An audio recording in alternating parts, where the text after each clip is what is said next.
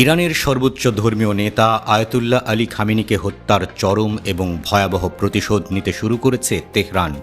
Israel এবং যুক্তরাষ্ট্রের সামরিক স্থাপনাগুলোতে ইতিহাসের সবচেয়ে বড় এবং ধ্বংসাত্মক ব্যালিস্টিক ক্ষেপণাস্ত্র ও ড্রোন হামলা চালাচ্ছে ইরানের সামরিক বাহিনীর অভিজাত শাখা ইসলামী রেভলিউশনারি গার্ড কর্পস। ইরানের সরকারি বার্তা সংস্থা ফার্স নিউজের মাধ্যমে আইআরজিসি ঘোষণা দিয়েছে তাদের সর্বোচ্চ নেতা হত্যার প্রতিশোধের আগুনে পুরো ইসরায়েল এবং মধ্যপ্রাচ্যের মার্কিন ঘাঁটিগুলো ছাড়খাড় করে দেয়া হবে।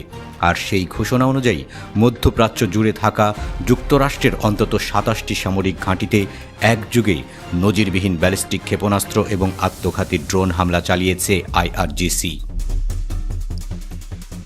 ইরানের এই চরম প্রতিশোধ শুধু সামরিক বাহিনীর মাধ্যমেই সীমাবদ্ধ নেই। সাধারণ মানুষ এবং পুরো মুসলিম বিশ্ব এখন যুক্তরাষ্ট্র এবং ইসরায়েলের বর্বরোচিত এই হত্যার বিরুদ্ধে ফুঁসে উঠেছে।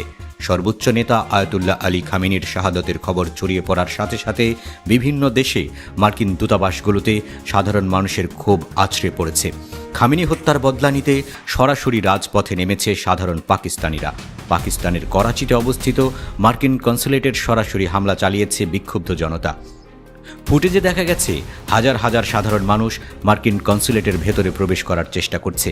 পরিস্থিতি নিয়ন্ত্রণে আনতে গিয়ে পুলিশের সাথে সাধারণ মানুষের ব্যাপক সংঘর্ষ হয় এবং সর্বশেষ খবর অনুযায়ী এই সংঘর্ষে কমপক্ষে ১০ জন সাধারণ পাকিস্তানি নিহত হয়েছেন। খামেনি হত্যার প্রতিবাদে সাধারণ মানুষের এই আত্মত্যাগ প্রমাণ করে যে এই যুদ্ধ এখন শুধু ইরানের যুদ্ধ নয়। অন্যদিকে ইরাকের রাজধানী বাগদাদে অবস্থিত মার্কিন দূতাবাসের চারপাশের পরিস্থিতি পুরোপুরি নিয়ন্ত্রণের বাইরে চলে গেছে। সেখানে হাজার হাজার ইরাকি বিক্ষোভকারী সরাসরি এক্সক্যাভেটর এবং বুলডোজার নিয়ে মার্কিন দূতাবাসের নিরাপত্তা প্রাচীর ভেঙে ভেতরে প্রবেশ করেছে। খামেনি হত্যার বদলা নিতে সাধারণ মানুষ এখন সরাসরি মার্কিন স্থাপনাগুলোকে গুড়িয়ে দিচ্ছে এবং মধ্যপ্রাচ্য থেকে তাদের উৎখাত করার সরাসরি যুদ্ধে নেমেছে। পুরো ইরান জুড়ে সাধারণ জনগণ এখন রাস্তায় নেমে এসেছে এবং তাদের নেতাদের কাছে একটাই দাবি জানাচ্ছে, খামেনি হত্যার চরম এবং চূড়ান্ত বদলা চাই। সাধারণ মানুষের এই ক্ষোভ এবং সমর্থনকে পুঁজি করে আইআরজিসি এখন তাদের সবটুকু শক্তি নিয়ে ঝাঁপিয়ে পড়েছে।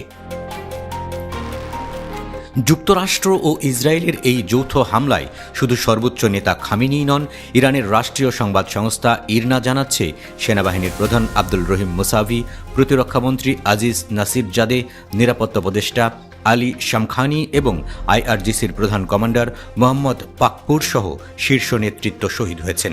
সশস্ত্র বাহিনীর আরও কয়েকজন কমান্ডারের নাম সামনে আসার অপেক্ষায় রয়েছে। এত বড় ক্ষতির পর যে কোনো দেশের সামরিক কাঠামো ভেঙে পড়ার কথা, কিন্তু ইরান এক মুহূর্তের জন্য থমকে যায়নি।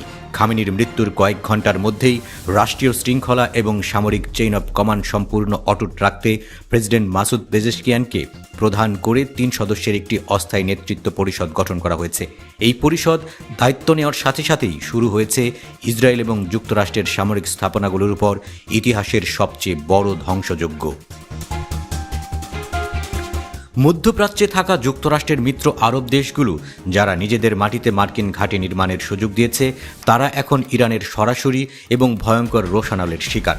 সৌদি আরব, কুয়েত, কাতার, বাহরাইন, সংযুক্ত আরব আমিরাত এবং মিশর সহ অন্তত 12টি দেশে থাকা মার্কিন সামরিক ঘাঁটিগুলোকে মৃত্যুপুরীতে পরিণত করেছে ইরান। আইআরজিসির নিক্ষিপ্ত শত শত ব্যালিস্টিক মিসাইল আরব আকাশসীমায় থাকা মার্কিন অত্যাধুনিক রাডার এবং আকাশ প্রতিরক্ষা ব্যবস্থাকে সম্পূর্ণ ব্যর্থ ও অকেজো প্রমাণ করেছে। সবচেয়ে ভয়াবহ অবস্থা এখন সংযুক্ত আরব আমিরাতের।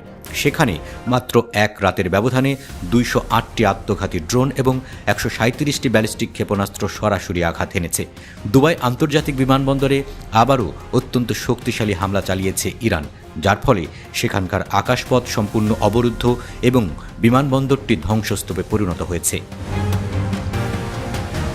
উপসাগরীয় অন্যান্য মার্কিন ঘাঁটিগুলোর অবস্থাও অত্যন্ত মর্মান্তিক। কাতারে অবস্থিত যুক্তরাষ্ট্রের সামরিক স্থাপনাগুলোতে 66টি ড্রোন ও ব্যালিস্টিক ক্ষেপণাস্ত্র আঘাত এনেছে, যার বেশিরভাগই বিধ্বংসী ব্যালিস্টিক মিসাইল। কাতারের রাজধানী দোহায় ইরানের এই মিসাইল বৃষ্টি আঘাত হানার পর পুরো শহরটি এখন জ্বলন্ত নরকের রূপ নিয়েছে।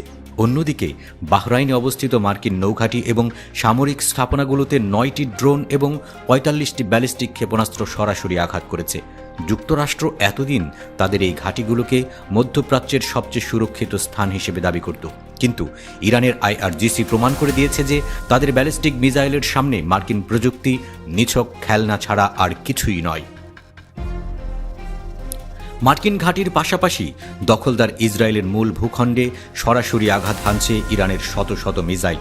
আইআরজিসি এক আনুষ্ঠানিক বিবৃতিতে নিশ্চিত করেছে তারা ইসরায়েলের তেল নফ শহরে অবস্থিত ইসরায়েলি বিমান বাহিনীর অত্যন্ত গুরুত্বপূর্ণ ঘাঁটিতে সরাসরি হামলা চালিয়েছে।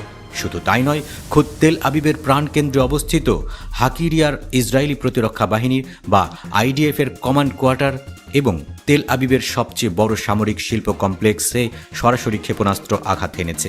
ইসরায়েলের সামরিক কেন্দ্রবিন্দু এখন সরাসরি ধ্বংসের মুখে।